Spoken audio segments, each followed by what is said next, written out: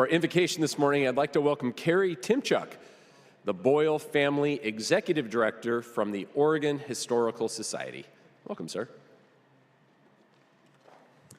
Mr. President and members of the Senate, in 2016, the Oregon State Legislature unanimously enacted a statute designating every March 28th as Minoru Yasui Day.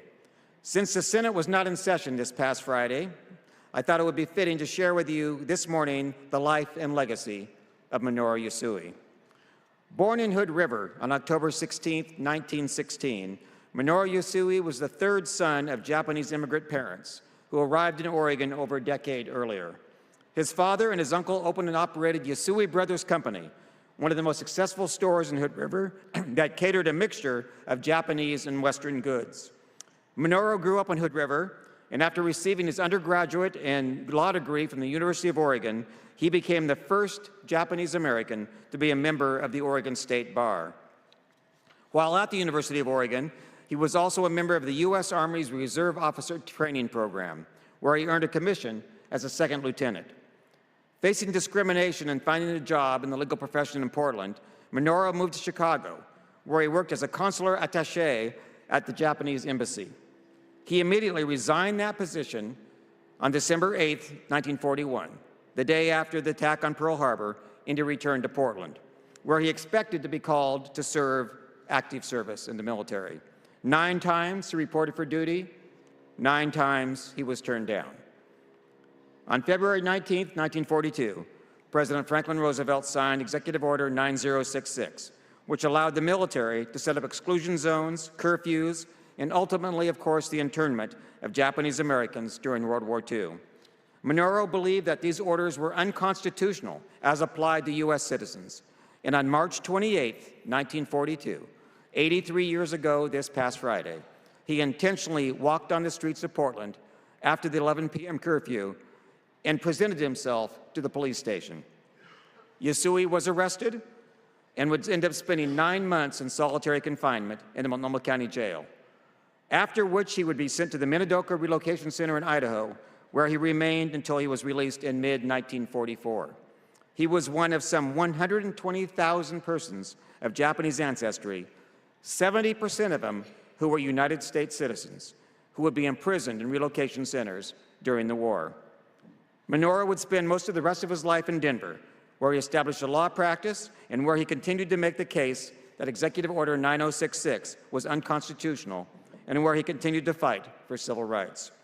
He passed away in 1986, and in 2015, his daughter was in the White House as President Barack Obama posthumously awarded her father with America's highest civilian honor, the Presidential Medal of Freedom. He is the first and still the only Oregonian ever to receive that honor. His ashes are buried beneath a pair of giant cedars beside the memorial marker for his parents at Idlewild Cemetery in Hood River.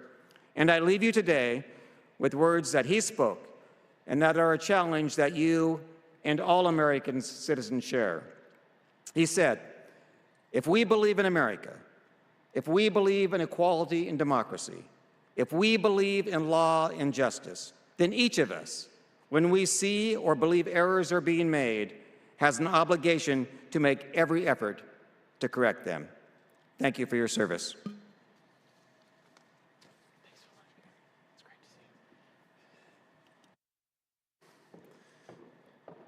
Courtesies of the Senate. I'd like to start with Mr. Tymchuk over here before he wanders off too far, and to say just a couple words.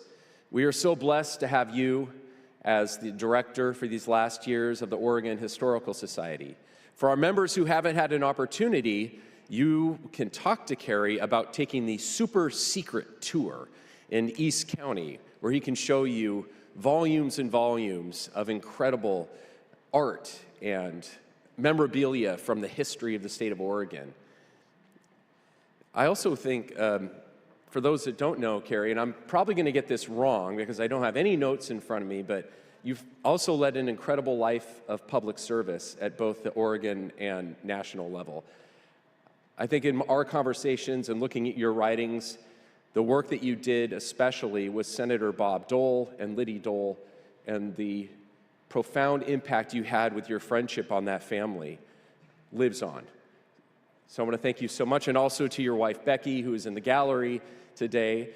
If I'm not mistaken, and I again might have this wrong, might have been the student body president across, you can nod or not, at Willamette University, am I right?